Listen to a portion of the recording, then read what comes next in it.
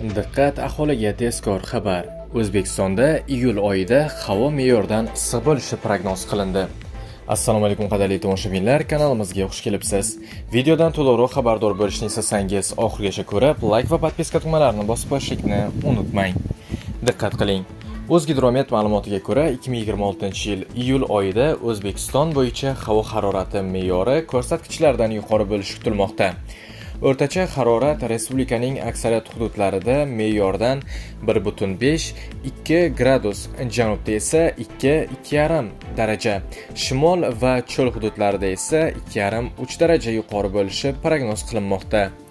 Iyul oyining 1, 2, 3 va 4 va 5 kunlari havo nisbatan mo'tadil bo'lib, kunduzlari 30-35 daraja, janubiy viloyatlarda esa 36-39 daraja atrofida bo'ladi.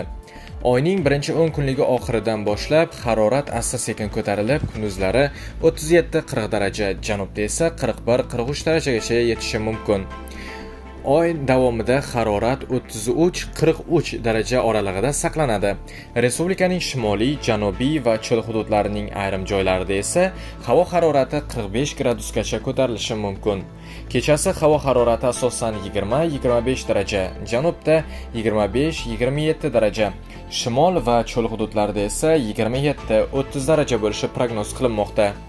Iyul oyida respublikaning asosiy qismida yog'ingarchilik kutilmaydi, faqat ayrim kunlarda tog'oldi va tog'li hududlarda qisqa muddatli yomg'ir hamda momaqaldiroq kuzatilishi mumkin. Mutaxassislar prognoziga ko'ra, oylik yog'ingarchilik miqdori me'yordan kam bo'ladi. Do'stlar, shu va shunga o'xshash yangiliklardan birinchilardan bo'lib xabardor bo'lishni istasangiz, kanalimizga obuna bo'ling va bizni kuzatishda davom eting.